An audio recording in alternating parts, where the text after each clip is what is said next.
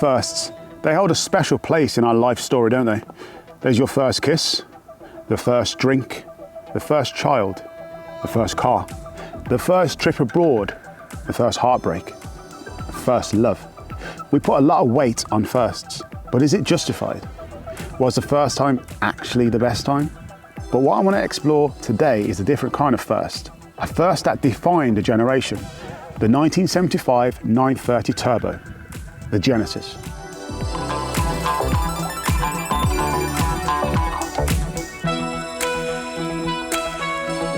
If like me, you're probably thinking this is just an early 930 Turbo with smaller than expected wheels and chrome trim, but you'd be wrong. You'd be forgiven, but you'd be wrong.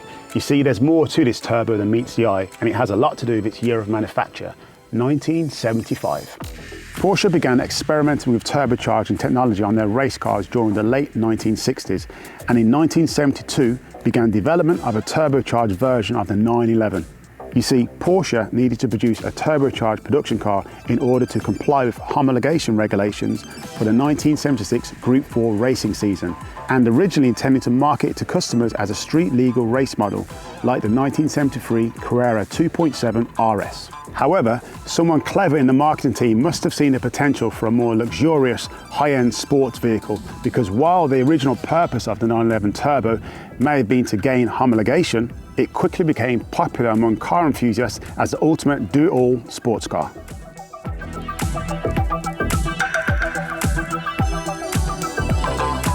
Now, I never really looked at turbos like this before. I mean, they're halo cars and they're Swiss Army knives of sports cars, of course, but I've never really associated the 911 Turbo with motorsport DNA until now. And we can go a little bit deeper here too. You see, the 1975 model year was actually a H-Series model of the 930. G-body with the impact bumpers, but a H-Series variation, meaning it had a few distinct differences.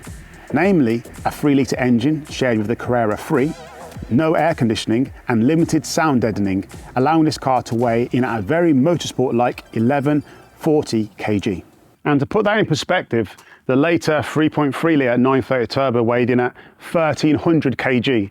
So this one here is actually 160 kg lighter than that, which is a massive weight saving. I mean, when you think about it, modern cars today, when they're doing their halo sports models, they only sort of get to 80, maybe 100 kg weight saving. So this is, oh, it's mega, it's unheard of really. And furthermore, the 930 Club Sport, which people revere for its lightweightness, this is actually 20 kg lighter than that, which is kind of mind-blowing for a turbo. So, stats and figures then. 3-litre flat 6 engine, turbocharged of course, pushing out 260 brake horsepower, 0 to 60 in 4.9 seconds and a top speed of 156 miles per hour. All that is mated to a 4-speed manual gearbox with a whole lot of turbo lag. Yes, the famous turbo lag and handling characteristics that gave this car the nickname of the Widowmaker. This all started because unfortunately some wealthy young men ended up going to the pearly gates a lot earlier than they should have. 911s of this era suffered with something called trailing throttle oversteer. This means when you are cornering hard and lift off or even ease off, the rear end of the car loses traction and the tail tends to drift out.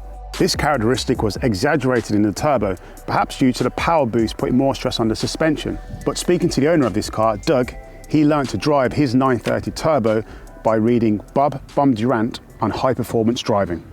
Most of the time, a spin or an accident can be avoided if you know what to do, which takes practice and learned experience.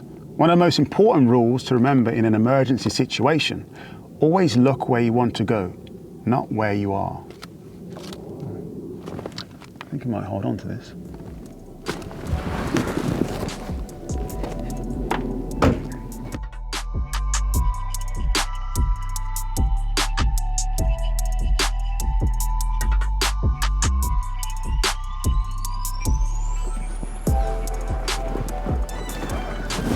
So quick first take, as this is my first time sitting in a 930 Turbo. The driving position, it's actually spot on. There's always a lot of talk about the pedals being offset, which they are, but it's not as drastic as you'd think. Seats very comfortable, good lumbar support. The steering wheel, absolutely love the design of it. And on pictures, normally it looked like it was going to be a bit bigger, like a bus steering wheel, but it's actually really thin rim and nice sort of small diameter. You know, you've got the classic clocks right in front of you, which is pretty cool. Rev gauge right in the center. Yeah, we've got a little A-track holder down here. I even love this sort of like rubber gubbings around the gear stick, all very period, very old school Pioneer tape deck. Got a glove box in here as well. It's all very functional, simple, minimalist. The seats, as I spoke to the owner, have been restored. So have the door cards in original sort of fabric tartan. So yeah, it's a beautiful place to be. It's really comfortable as well. I think that's the first thing. I always thought, you know, reading magazine articles and YouTube videos, is that the 930 Turbo wasn't that comfortable to be in, or the 930 G-body range, but this feels really solid and a nice place to be. You could do a lot of mileage in this.